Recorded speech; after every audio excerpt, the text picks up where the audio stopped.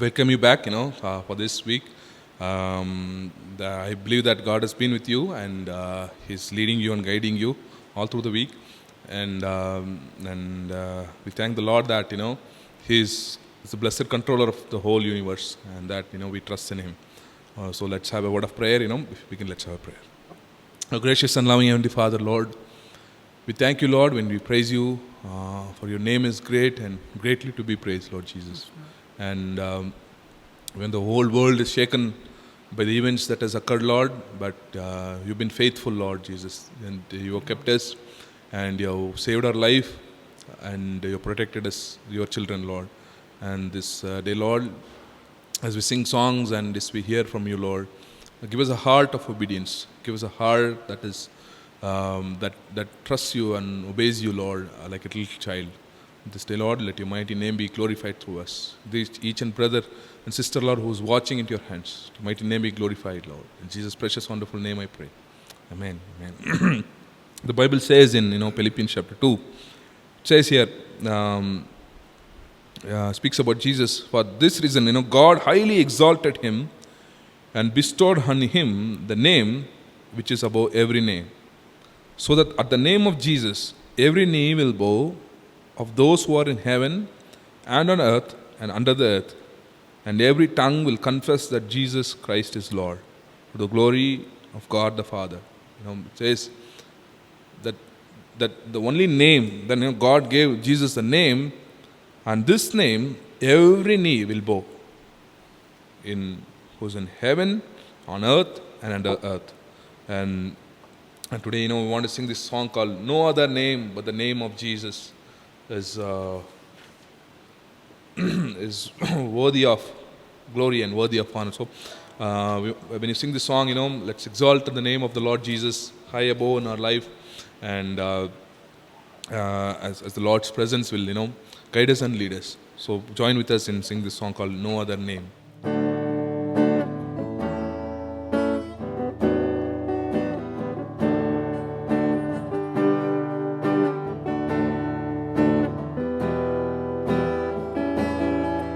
His name is exalted far above the earth. His name is high above the heaven. His name is exalted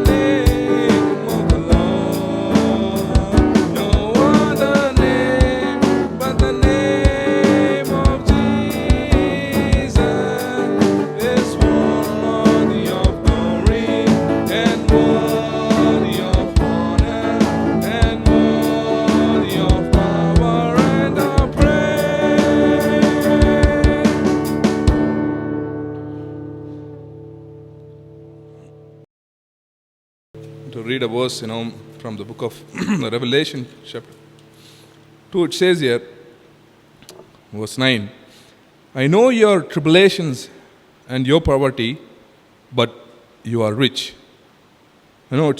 Jesus is saying to the church of Smyrna here, that the Lord knows what they are going through, the tribulation. And the Lord knows that, that they are poor. It says, Jesus knows that the people are poor. But in the bracket, it says, but you are rich. What people see you of, it's not who you really are.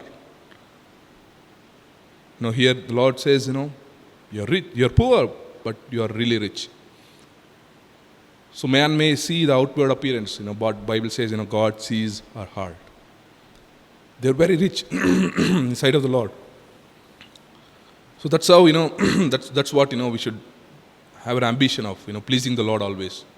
Man, today may be with you, today may say good things about you, but tomorrow, he may say exact opposite things. But if you trust the Lord, and if you only please Him all the days of our life, then, He knows the real condition. Okay, so don't, if you feel that you're very poor, but be rich towards God. Have a relationship with the Lord. That, He will never leave you, nor forsake you. He'll guide you all the days of your life. The Bible says, even before we were born, the Lord knew us. And before the foundation of this earth was laid, God knew us. And He has plans for our life. He's our maker, He's our creator, and He's our Father. So we want to sing this song called, I Have a Maker. He formed my heart. Before even time began, my life was in His hands.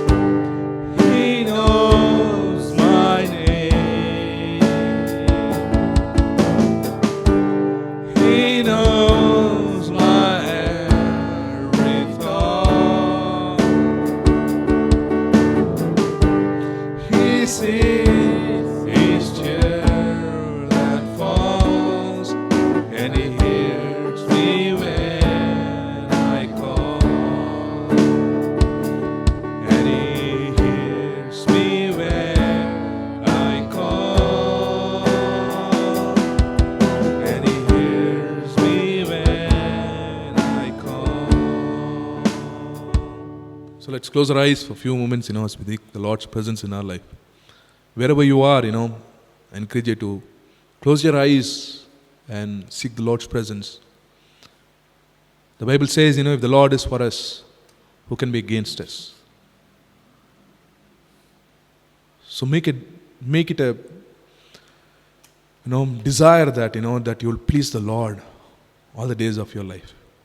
I'll tell you, if God is with you, even the whole world is against you, and all the demons of this universe is against you, you will not fall. As David said, as he sang, thousands fall at my side and 10,000 at my right side. No, I shall not be shaken. Because, it's the Lord standing with him. So make it a desire to please the Lord all the days of your life. He'll never leave you nor forsake you. That's his promise, for those who trust him for everything in their life. And as we read, the Lord knows the tribulations or the trials or the difficulties that we go through. If we are poor, God knows it. God knows every detail of our life. He created us in our mother's womb, and he knows every detail of our life. But the wonderful thing is that, he doesn't want us to sit there and worry about the things that has happened to us, or happening to us, or is about to happen in our life. He doesn't want us to worry. He wants us to trust him. He wants us to overcome every situation in our life. Paul says, I can conquer all things through Christ. If you take a stand in Christ, then, all things are possible. We don't have to be depressed. We don't have to be gloomy. We don't have to be warriors. The world is full of warriors. Why should we Christians join the team of warriors? But we Christians, are the light of this world. We should shine bright into the dark world that we live in. They're called to be lights. But Satan is today, he enslaves his children, He enslaves his children, the Lord's children, in the things of the world, the worries of the world, the riches of the world, the pleasures of the world, the lust of the flesh, and the lust of the eyes. And he takes their happiness away. But if you can make the Lord your trust, and if you trust him only, then you will be the most joyful person to walk on the face of this earth. You may not be the richest man, you may not have all things, but you will be the most happiest person, because the Lord is with you. So this day, make it a habit in our life. Make it your life purpose to fulfill the desires of God's heart, to please him in every aspect of your life, so that his name will be glorified through your body, his name will be glorified through your soul, and his name will be glorified through your spirit. So, these days, I encourage you that, that you would find the Lord enough for all circumstances and all situations, because he's more than enough for everything. So let's pray. Our gracious and loving Heavenly Father, Lord, we thank you and we praise you. You are enough, and Lord, you are enough, and you are content for all the things that we ever needed, Lord. You're more than enough, Lord Jesus. Help us to abide in you. Help us to trust you. Help us to depend only upon you, Lord Jesus, all the days of our life. Man sees outward appearance, but you see our heart. And you stand for us through difficulties and through highs and lows in our life. You're the same, Lord. And every brother and sister who's watching this program, Lord, anoint them, fill them with your Holy Spirit, Lord Jesus. That they let them know that, it is you. You are the blessed control of this whole universe. And your name is so exalted, high above everything. But in these days to come, every knee will bow, and every tongue will confess that you are the kings. You are the King of kings, and you are the ruler of this whole universe, Lord. I give each dear brother and sister into your hands. Help us to be lights in this world, Lord Jesus. And we pray that, you would anoint the speaker, Lord, that you would fill him with your Holy Spirit, that he would speak the words of life, that would go deep in our hearts and make change. this time into your hands. In Jesus' precious, wonderful name I pray. Amen. Amen. Dear brothers and sisters, it is a joy once again to meet you on this Sunday. We'll look at a very important aspect of our Christian life which impacts every Christian, not just preachers or not just advanced Christians, but everybody, right from the new Christian to a very mature Christian. So before we go into the message, just we'll read a passage from 1 Samuel chapter 30. 1 Samuel chapter 30, verses 1 to 8. 1 Samuel chapter 30, verses 1 to 8. David and his men arrived in Ziklag on the third day. The Amalekites had raided Negev and attacked and burned Ziklag. They also had kidnapped the women and everyone in it, from the youngest to oldest.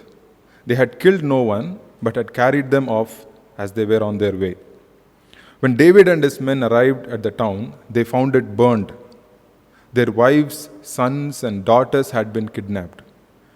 David and the troops with him wept loudly until they had no strength left to weep. David's two wives, Ahinoam the Jezreelite and Abigail the widow of Nabal the Carmelite, had also been kidnapped. David was in an extremely difficult position because the troops talked about stoning him, for they were all very bitter over the loss of their sons and daughters. But David found strength in the Lord his God.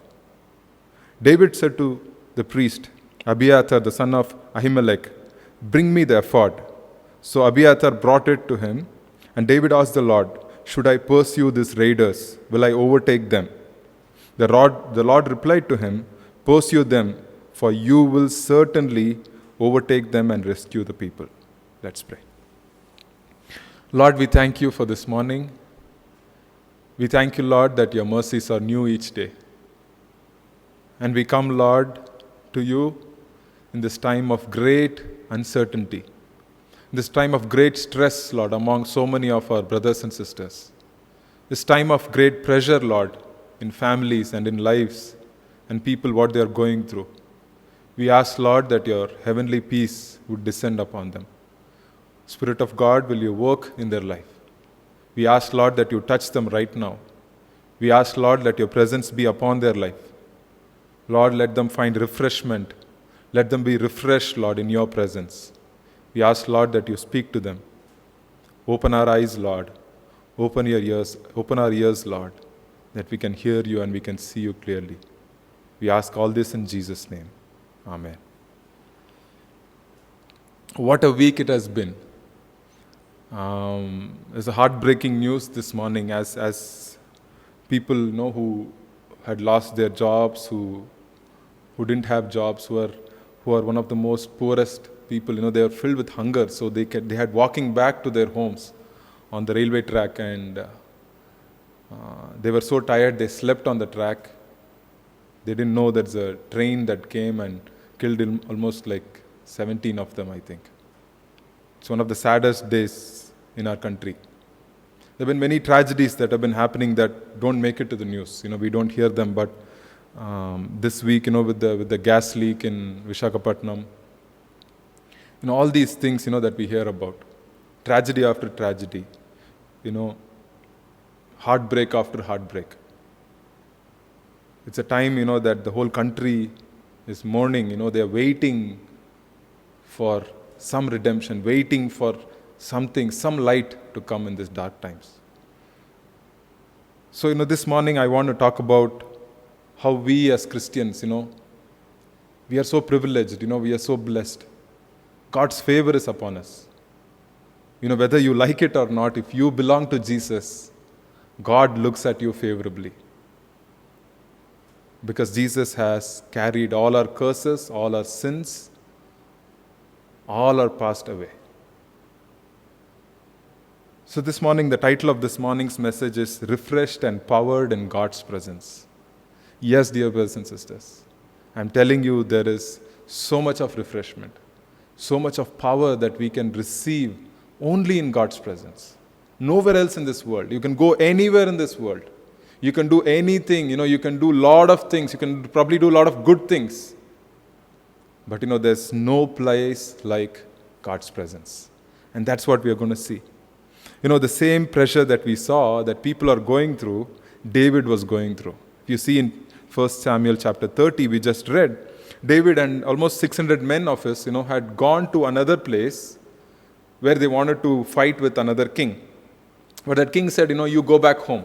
So 3 days later, they come back and they see here, in those days, people used to live in tents and David was on the run. Even though he was anointed by God to be the king, the time had not yet come, for him to be king. So he was running around, people were chasing him, and another one of the enemy was the Amalekites. And they had come, they had raided their township or wherever they lived. They raided it, they burned it says, they burned their town. They burned it. They've taken their wives, they've taken their children, their livestock, all their things, whatever savings they had, everything is gone. Everything is gone. And David comes and his men come and they look at it, there's nothing. It's all burnt down. Just imagine being a leader of 600 people who trusted David to make the right decision, and look at the pressure that was in. Almost like, there was a rebel camp also. The people were waiting to stone these own men. The people who were willing to die for David are planning to stone David and kill him. And at that time, David starts to weep. It says, verse 4, it says, David and his troops with him wept loudly until they had no strength left to weep. David is not a normal man. He's a warrior. He's a warrior. He'll go, he'll fight battles and he'll win battles. And this man is crying. This man is weeping. And he's weeping, and then he cannot weep anymore because there's no strength to weep. He's so tired of weeping. And at that time, the Bible says, but David found strength in the Lord his God.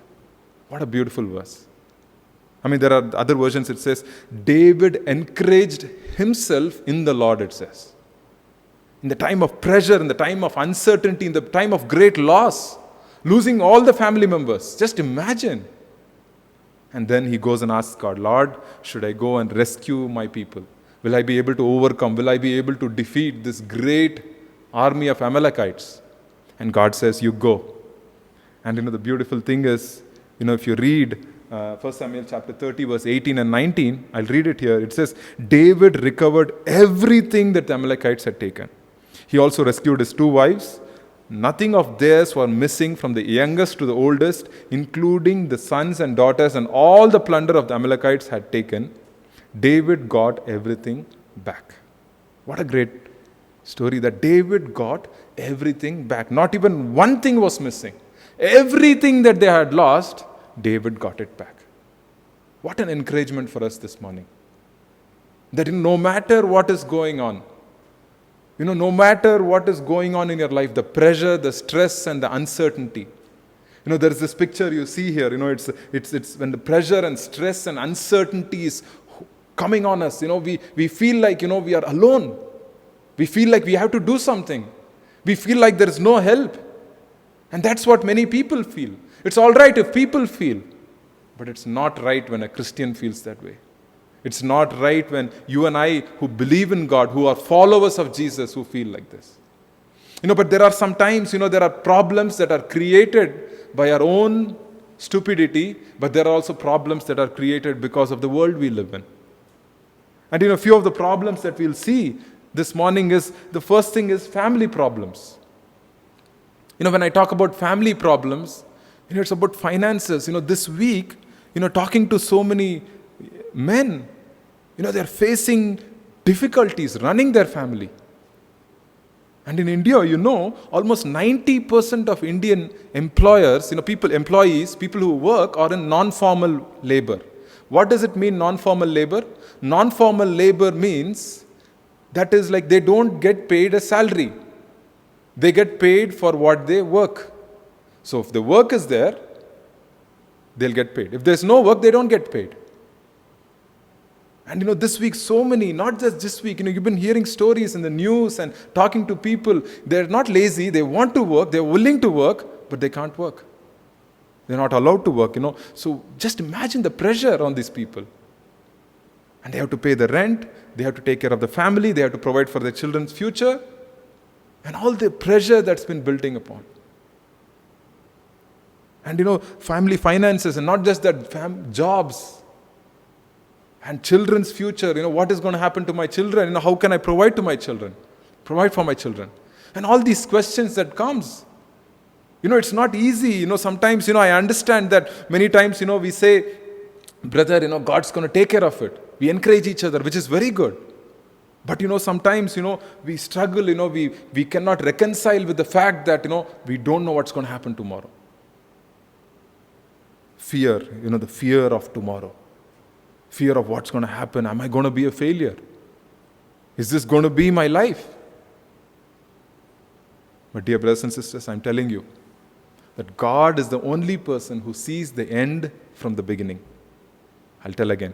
God is the only person who sees the end from the beginning, and He knows your end. He knows, and He's going to provide, and He's going to take care. Just like David was crying there. He didn't know what's going to happen. But God knew. God knew that he's going to be rescued, and then his family is going to be rescued, and then he's not going to miss even one thing, and that he's going to get everything back. Everything back, dear brothers and sisters. The Bible says, what the locust has eaten, that God is going to restore it to you. Our God is a restoring God. He gives it back to us. Whatever we lost, whatever we think we lost, God's going to give it back to us. And I want to tell you that financial pressure or the financial problem or the family problem that you are undergoing, that there is this one place that we are going to look at today.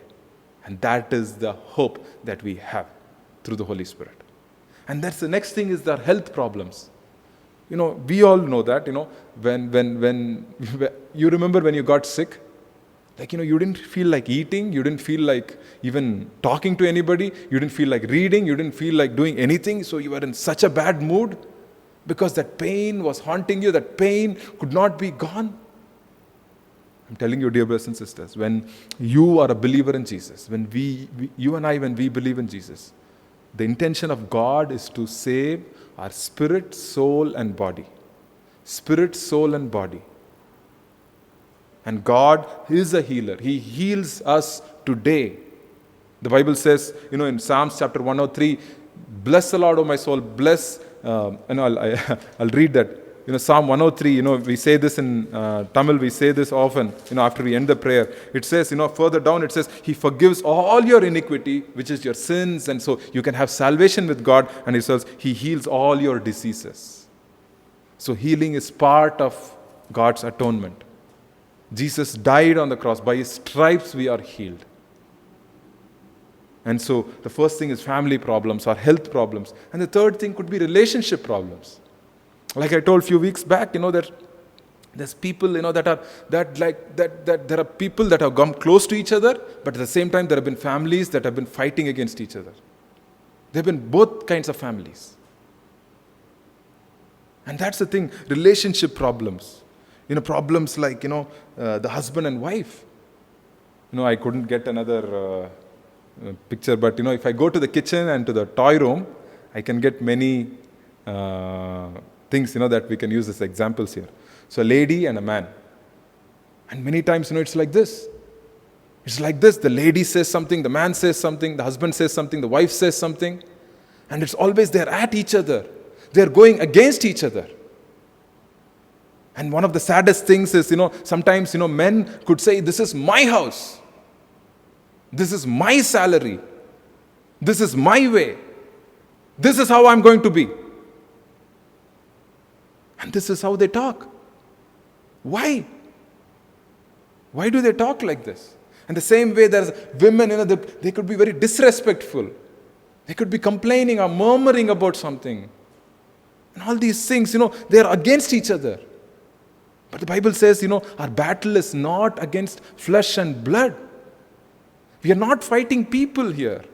We are not fighting against each other. And that's the thing, many times the relationship problems, that come. Like, who is right? Am I right? Is the husband right? Is the wife right? And all these things, that come and haunt us. That come and bother us. The husband doesn't have any clue how to run the family. The wife doesn't have any clue how to run the family. They are filled with so much of pressure and tension and stress, they cannot think straight. The enemy has taken this opportunity to come into the home and destroy the home.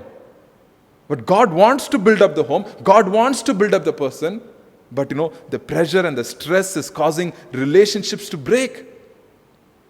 People can't stand each other. There are many people who say, I can't stand my wife. She opens my mouth, her mouth, I cannot listen to what she says. She always has something negative.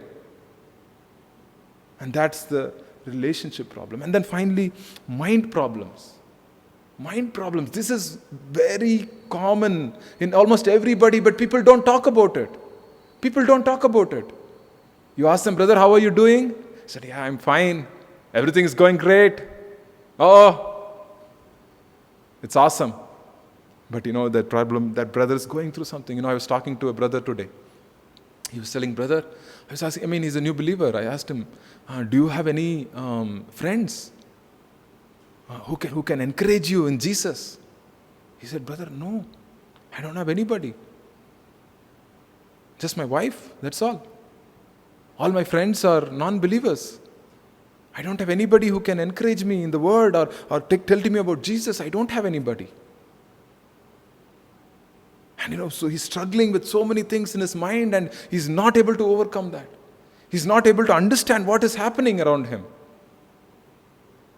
And that's what, many times, we put on this smile, we have this great, we live in a world, where we try to show things, very positively. Oh yeah, this is the world of social media. It's about all how things look in the photo.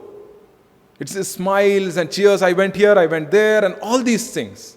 But deep inside, we are struggling with so many things, so many thoughts, we cannot handle that. We are not able to get sleep.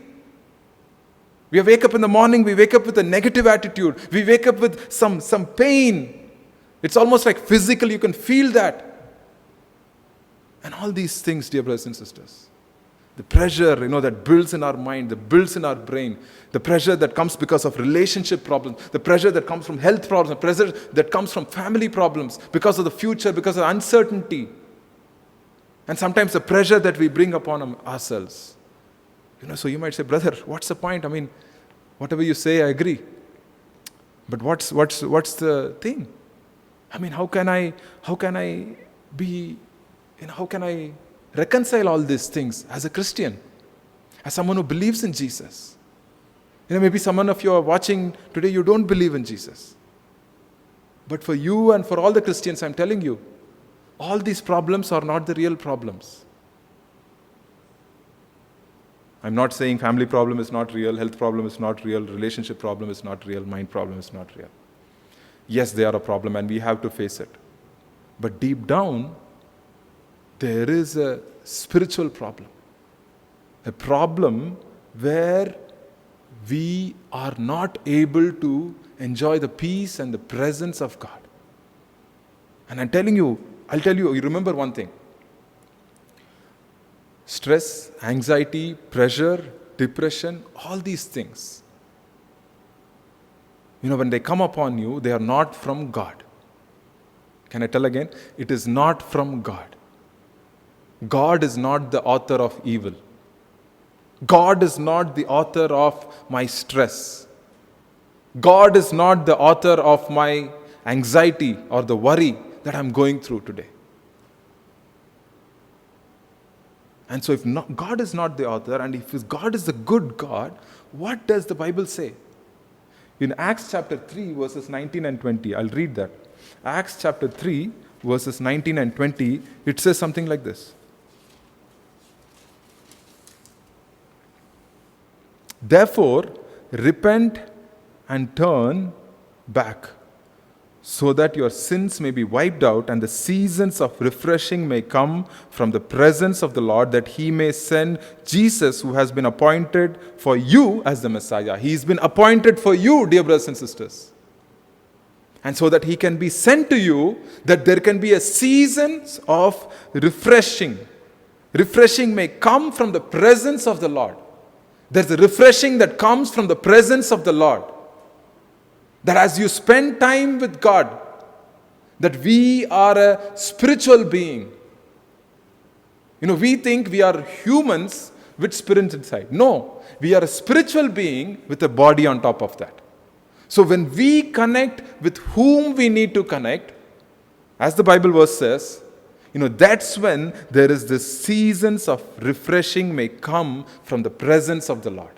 Because He is the creator of you. He has created you. He is given His Spirit in you.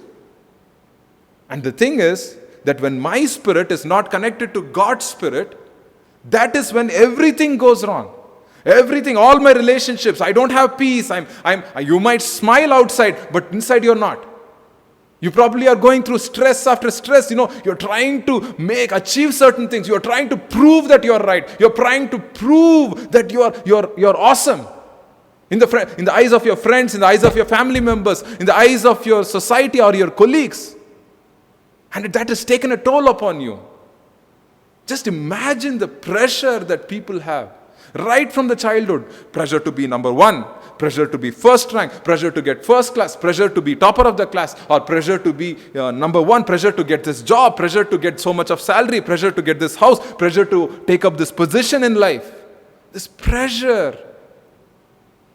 And all these things that people bring upon themselves. The Bible says, Jesus said in one of the parables, the pleasures, the worries and the pleasures of the world, they were like thorns, in the heart of man. They become thorns in the heart of man. So, brother, what is it? What is the answer to all these things? 3 things I want to say about being in God's presence. What do I mean by being in God's presence?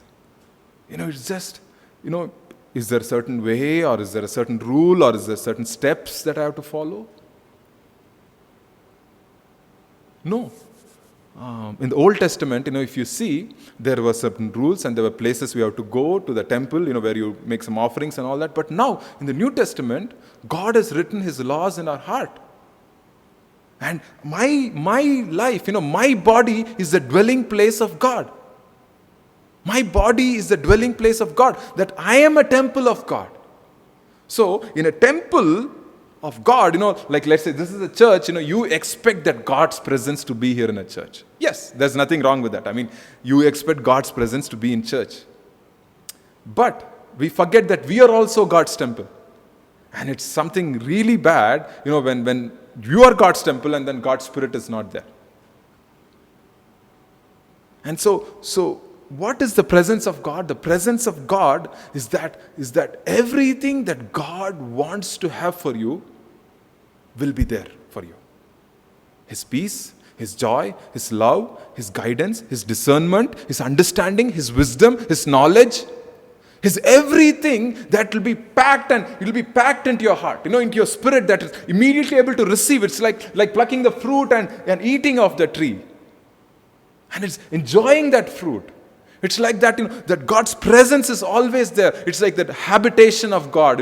You become the habitation of God. That you and I, our hearts, our bodies become the habitation of God, the dwelling place of God, where God dwells.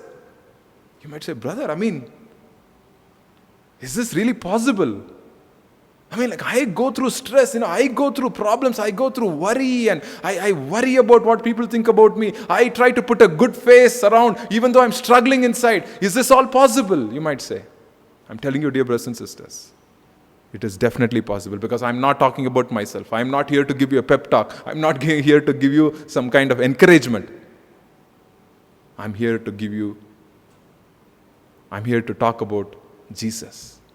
I'm here to talk about the Spirit of God. And we talk about the Spirit of God, we talk about it in reverence.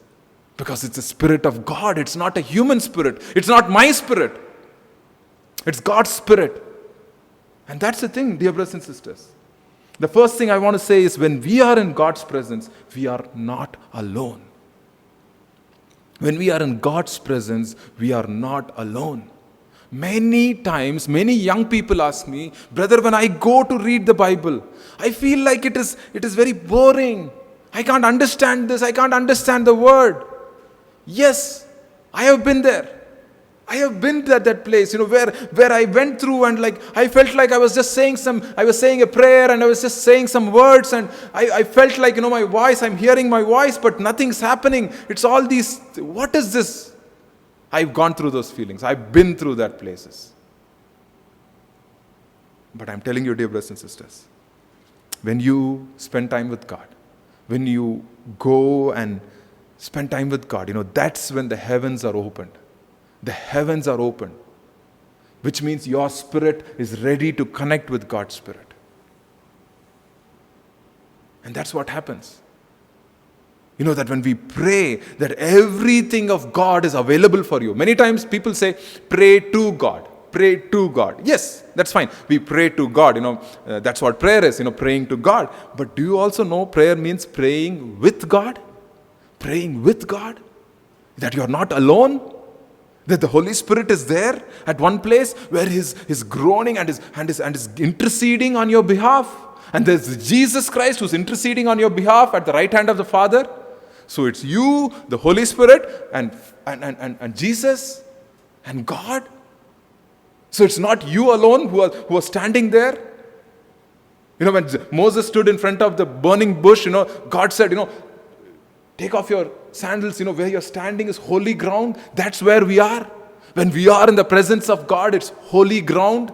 You could be sitting in a park, or you could be sitting in your bedroom or your hall, or you could be walking and praying. You could be wherever you are, but the presence of God is there.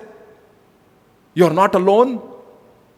That God who's talking to you, who's talking with you, who's encouraging you, who's leading you, who's speaking to you with His words. That sometimes, when you read the words, some words, they come alive in front of you saying, Lord, this is you speaking. And that's the thing, when you approach the presence of God, you're not alone. You come by faith. You're saying, Lord, thank you that I'm going to come and I'm going to commune with you. I'm going to have a great time today. And I'm come in expectation. Dear brothers and sisters, do you come in expectation with God? Or is it just like, okay, yeah, pastor told me to come and read 2 chapters, I'm going to read today. Is that? Dear brothers and sisters, we come with an expectation. We come with an expectation that I'm going to meet God. That I'm going to talk with God. That I'm going to talk to God. That He's going to talk to me. And that's the expectation we have. And you look at the life of David, that's what he had. He knew that God is for him. He knew that God speaks to him. He knew that God hears him. He knew that God will answer his prayer. And that's the thing, the expectation that we come with God saying, I am not alone when I go to God in prayer. He's going to fill me with His wisdom. Yes, I made some stupid decisions, but God's going to fill me with His wisdom. Yes, I'm so worried, but God's peace is going to descend upon my life right now. I mean, there have been countless times, where I have come in God's presence, with a lot of worries and anxiety and didn't know what to do, we didn't know where to go and what decision to take. And then God gives that clarity. Because the second thing is, when we are in God's presence, our spirit is connected to God's spirit. That's the thing, dear brothers and sisters. That my spirit is connected to God's spirit. It is not alone. That God is talking to me. God is showing me, His presence comes and descends upon my heart. That, He's pouring out His love, His wisdom, everything that God is, He's giving it to my spirit. That everything that God is, He wants to give it to me. That's His desire. Why are you on this earth? Why were you born? It's because you can be connected to God's Spirit. And that you can partner with God. That's the thing. You partner with God. If you're a cricket fan, which I am, you know what happens. The opening batsman, he scores 100 runs. He could score 100 runs, okay? But he didn't have any partnership. All the batsmen that came, they scored 1 run, 2 run, 3 run, 4 run. So the whole team scored how much? 120 all out. But there was one opening batsman who scored 100 run. But what would the commentators say? They will look at the scoreboard and say, no partnerships. No partnership. So the team got out by 120 runs. And that is what is happening today, dear brothers and sisters. That God wants to partner with you. That God wants to partner with you. That it's not His fault. He is available. He is there to partner with you. Make you the most amazing person like Jesus Christ. And we say, no, Dad. We are two people. We'll fight against each other. And that's why, because we are not spiritually connected, so we all see everything as his parents, my husband's parents, my wife's parents. And many times, it's like, the husband will say, I am so spiritual, my wife is not spiritual. The wife will say, I am so spiritual, my husband is not spiritual. Which could be true. But that doesn't make us greater. That doesn't make us proud just because we are spiritual. That doesn't make us order them. In fact, the more spiritual we are, Jesus said, let it not be among you just like the Gentiles lord it among them. But one who is the greatest, let him be humble. Let him humble himself. And that's the thing, dear brothers and sisters. Where does humility come? Where does openness come? Where does vulnerability come? In the presence of God when you are connected. And we'll look at a few more verses, and I want to say one last verse and then close with a couple of other things, is that when we are in God's presence, we are at rest and refreshed, I'm telling you. That is where refreshment is. There's no other place. You can watch hundreds of movies. You can watch a lot of love movies. You can watch a lot of thriller movies. You can go to this place. You can travel all around the world. You can do a lot of things, that people tell you to do. You can hold your breath. You can leave your breath. You can do whatever. All these things, dear brothers and sisters. But I'm telling you that you find rest in God's presence. Because everywhere is pressure. Pressure to perform, pressure to grow, pressure to do this, pressure to earn so much money, pressure to talk like this, pressure to portray your image like this. How will people think about me? How will people talk about me? Or will people criticize me? Will people call me a failure? Will people call me great? All these pressures. But when you come to God, you come to God's presence, He amazingly, He takes care of you. I'm just jumping to the last verse right now. I'm jumping, but we'll come back. Okay, this verse in Philippians chapter 2, verse 1. There is this other. I'm reading it in a different translation.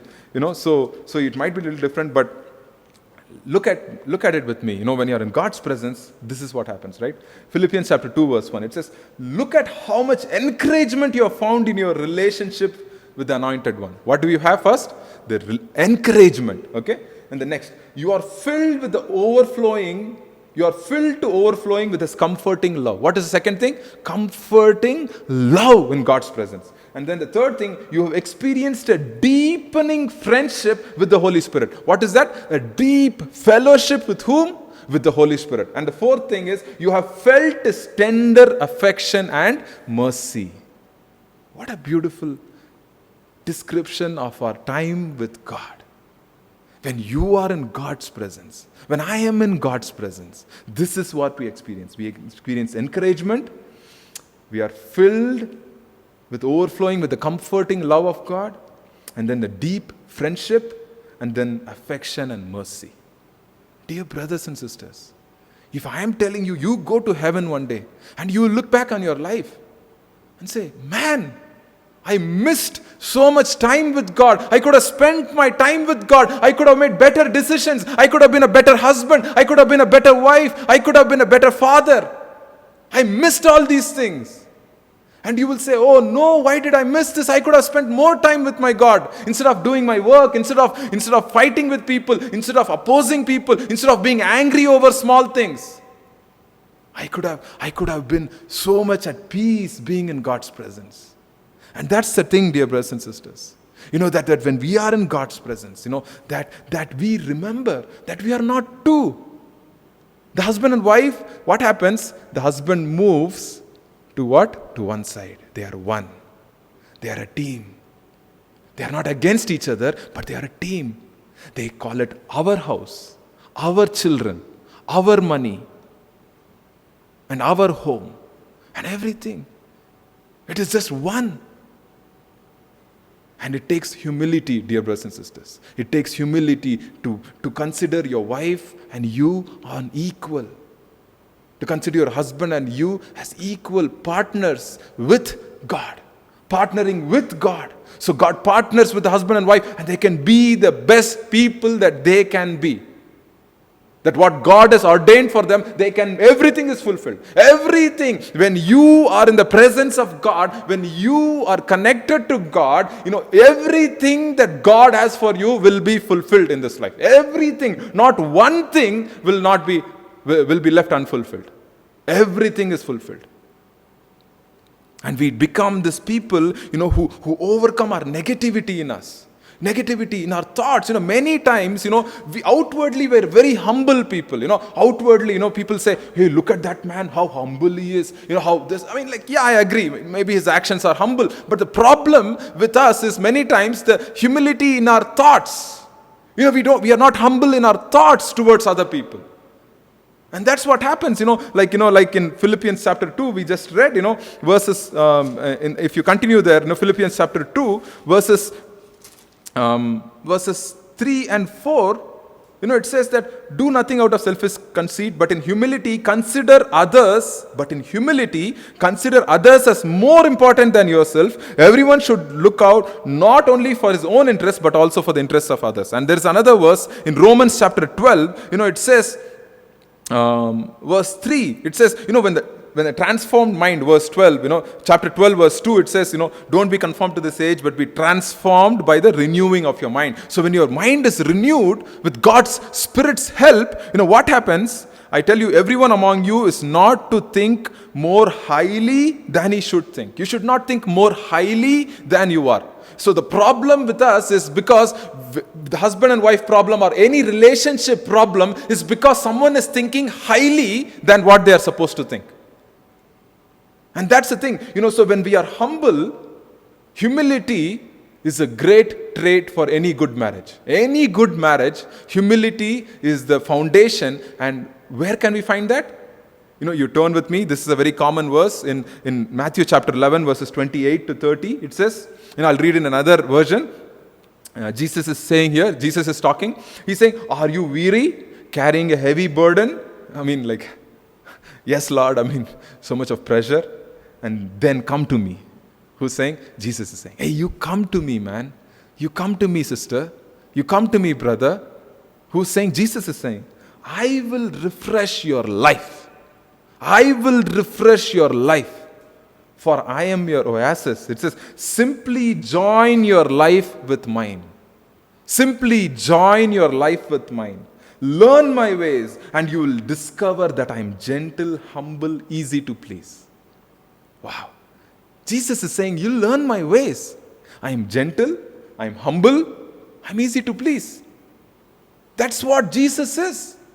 And that's the thing, as you're spending time in God's presence, what do you become? You become gentle, you become humble, and you're easy to please. You're not that demanding person. You don't try to control your wife. You don't try to put conditions to your wife. You don't try to make them, feel bad. You make them feel guilty. No, we don't do that. We want them to flourish. We want them to have freedom. We want them to laugh. We want to have a conversation where we can laugh and talk to your wife. Where the husband and wife can laugh about things in their life. Humor is a great thing. Very underrated in Christianity. But I'm telling you, humor is great. When God's Spirit is there, when there's gentleness, when there's humility, when people don't doubt each other. They come, and then the Bible says, Jesus says, you will find refreshment and rest in me. Where will you find refreshment? In Jesus, in His presence. The psalmist says, at the right hand of God, there is pleasures forevermore. Dear brothers and sisters,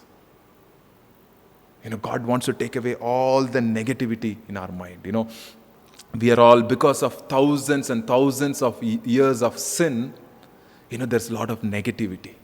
When we wake up and when we go, when we think, So what happens when we have this negativity inside us and we try to cover it outside with fakeness, fake love or fake humility and all these things, And we struggle, So inside we are struggling, outside we try to put up this face. It's very hard, It's a very, very, very hard life, to live like that.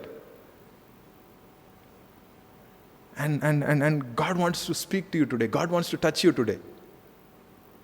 God wants to address those issues if you want to come to Him. If you come to Jesus today, I'm telling you, God wants to give you His humility. He wants to bring that to you in your life, where you don't think about other selves more than what you're supposed to think. Where you don't get proud about yourself, like, oh, I am better than him, I am better than her. Let her come and ask me forgiveness. Let her come and fall at my feet. No. There's this brother who called me. He said he's a new believer. New believers are so excited for God. It's great time to talk to new believers because they are on so fire for God. And so what happens, he called me, he said, brother, I became a Christian, I accepted Jesus, God's changed my life and all that, but I am still having problems with my lust, he said. Openly he said. I'm having problems with lust. Because in my old life, I did a lot of things that were related to lustful things. And so when I come to Jesus now, I have this new passion for Jesus. I love Jesus, but lust is not able to go away in my life. So I'm getting frustrated, brother.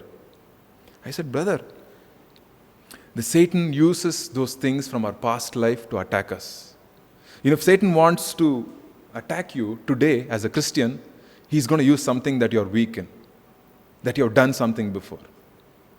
And so I told him, at that moment I was praying, God, what should I say? And I told him one sentence, that's all. He was shocked to hear it. I just said, brother, love your wife. I said, love your wife. Be crazy about her. Appreciate her. Thank her for what she does for the home. Thank her for cleaning the house. Thank her for taking care of your child. Thank her. Appreciate her. Love her. Talk to her. Communicate to her. And I'm telling you, lust of other women will go away. I'm telling you, dear brothers and sisters, love is the answer. Love beats lust. Love tramples lust. It could be lust of anything, not just lust of other people, but lust for things, lust for fame, lust for money, and all these things. Love overcomes that. I'm telling you, when the Spirit of God comes, He empowers us. The Bible says in Acts chapter 1 verse 8, in Acts chapter 1 verse 8, and you will receive what? Power when the Holy Spirit has come, where? On you. The Holy Spirit comes upon you, receive power. Dunamis, which means like dynamite power. You receive dynamite power. When the Holy Spirit comes upon you, there is this amazing, what does it mean? There is an anointing that comes. Many people think there's an anointing. It's not just tongues, not just speaking in interpretation of tongues or miracles or healings. But it's also an anointing of love. Anointing of love that comes upon your life, and so that you can love other people, you let go of people, you trust people, you believe people. That comes upon your life. You know what happened? Many times they don't talk about this. In the early church, when the Holy Spirit came and baptized everybody in the Holy Spirit, there was this many people who got baptized in the Holy Spirit. You know what happened? There was this manifestation of love, that people would not consider their own things as their own. They started selling their property and they started giving it to poor. And the Bible says there was not one needy person in the church. There was not one needy person in this church, it says. In chapter 4, it says, with great power, the apostles are giving testimony, for there was not a needy person among them, because all of them who owned lands or houses sold them, brought the proceeds of what was sold, and laid it at the apostles' feet. I'm not telling you to do that unless God tells you. But the thing is, dear brothers and sisters, that there will be an anointing of love. And that's the thing, when you are in God's presence, that you know that you are not alone, that you are loved the most. I wrote this, I'll read this. We are the most loved people, and so we can love the most. What is it? We are the most loved, so we can love the most. Because we are, the most loved people. That God, Spirit, He comes and He tells us, He comforts us, He encourages us, He's encouraging us always. The Bible says in Romans chapter 12, it says that, be fervent in spirit. Be fervent in spirit. Fervent in spirit means what? It's like, the Greek word for boiling water. It's like, be boiling for God in your spirit, in the Holy Spirit, you be boiling. And then I have a small assignment for you today. Okay, there are a lot of action words. What's a verb? What's a verb? Verb is an action word, right? So I want you to look at Romans chapter 12, and this is what happens when you're in the presence of God. Slowly but surely, this is what happens. Okay, chapter 12, Romans chapter 12, verses 9 to 15. Okay, let's look at 9 to 15. Okay, there are 6 verses. The assignment is, what are the action words? What are the action words in those 6 verses? What happens in our life when the Spirit of God comes and takes control? When we are baptized with the Holy Spirit, when you are filled with the Holy Spirit, what happens to us what happens inside so that it comes out as action?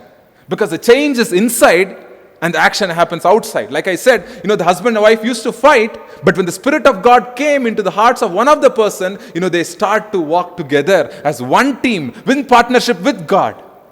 And that's what, dear brothers and sisters, that is what it is. That God wants to connect His Spirit with you, and it's not His fault. If God wants to do a great work of power among your midst, in your home, in your street where you live in your house, with your wife, with your children, that God wants to use you as a prophet, it's not God's fault. You can't blame God saying He didn't do it. It's that we have to come into His presence. We have to come into His presence. You come into His presence with joy, with rejoicing, with expectation, dear brothers and sisters. So any new Christians here, who are listening to this, and I'm telling you, come to God in expectation. Come every day. You just come there and sit, maybe you sit somewhere, you just sit. Listen to some worship songs. Kneel down and read God's word if you want. You can read however you want, but you are expecting, there is this expectation that God's going to speak to you. Start with Mark. Start with Matthew. Read Matthew, Mark, Luke, John, and Acts, for 5 times, continuously. Go one after the other. Keep reading that. And then you can go to the other books. You go. I'm telling you, God is the same God that we see in Acts chapter 2. The same God that came, the Holy Spirit God who came upon the people, can come upon you in your living room, in your bedroom, wherever you are, in your office, wherever you go. And whatever situation you're facing, whatever you're going through, whatever unanswered prayers you're enduring, God's going to turn it around, God's going to answer. And so we'll pray for people. We'll pray for people this morning that they will be anointed by God. That the Holy Spirit will come and that the presence of God will be manifest upon their life.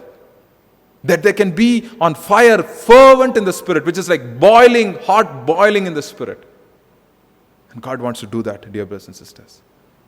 So no more pressure, no more stress, no more anxiety, no more uncertainty. A confidence that comes from God, a love that comes from God, a divine love, a divine confidence, a divine expectation. Let's march on. Let's march on. And God's going to do great things. So shall we pray for people, who want to be in God's presence, who've been wanting but not been able to, but people who started and stopped again, people who start and stop without any consistency. Let's pray for all sorts of people this morning. Lord, we thank you. Lord, we thank you for who you are. Holy Spirit, you come and speak to each dear brother and sister. Lord, people who are your children, bought by your precious blood, Lord. Lord, we ask that you fill them with your Holy Spirit. Let them, as they come, Lord, with expectation that you would speak to them, Lord. Let your Spirit, Lord, come and take control of their life. Not 10%, not 20%, 100%, Lord. Fully take control. Lord, we don't want to give up, Lord. We don't want to give up if it takes 1 month or 2 months or 3 months, Lord. Help us to stay committed, Lord. Help us to be consistent. Help us to persist in prayer, Lord, as your word says. Help us to be devoted in your presence, Lord, as your word says, Lord. We ask, Lord, that you be with each dear brother and sister. Lord, let your presence descend upon them. Lord, let their situation be changed. Let their mind be changed, Lord. Let their mind be renewed. Let their hearts be refreshed, Lord. Let their hearts be renewed, Lord, in Jesus' name. We ask, Lord, that you speak to them. We ask, Lord, that you change the families, Lord, husbands, Lord, who are not fulfilling their duties, Lord. Let your love be filled upon their heart, that they can start being the husband that you call them to be. Wives, Lord, that they can fulfill the calling that you have upon their life, Lord. Young men, Lord, young women, Lord, that they can be fulfilled, they can take hold of what you have, Lord, for them. Let everything, Lord, that you want to fulfill in their life, Lord, let it be fulfilled, Lord. We ask, Lord, that your Spirit would come upon them right now. Lord, as they listen to these words, Lord, as they listen to this prayer, Lord, as they pray this prayer, Lord, with me, Lord, we ask, Lord, that you would answer them, Lord, from heaven, Lord. We ask, Lord, that you touch them, that your anointing be upon them. Let their heart be your dwelling place, Lord. Let their heart be your habitation. Let their heart be your temple, Lord. We thank you. We thank you for this blessing, Lord. We thank you for this privilege, Lord, that not many people in this world have, that we can come to you, Lord, and we can be refreshed. That we can come to you and we can learn from you in gentleness and humility. And so, Lord, I finally pray, Lord, let all negativity be blown away by your love. Let all negativity in our heart, Lord, the thoughts that come and haunt us sometimes, Lord, let it be overcome, Lord. Let it be overcome by your presence. We commit our life into your hands, Lord. Let us walk away in peace. My peace I give to you, you said, Lord, and we want that peace. Lord, in this world there's trials and tribulations, but you have overcome this world, Lord. And so we believe that, and we walk away in faith, Lord. We rejoice, Lord. We thank you. We commit this time into your hands. In Jesus' name I pray. Amen.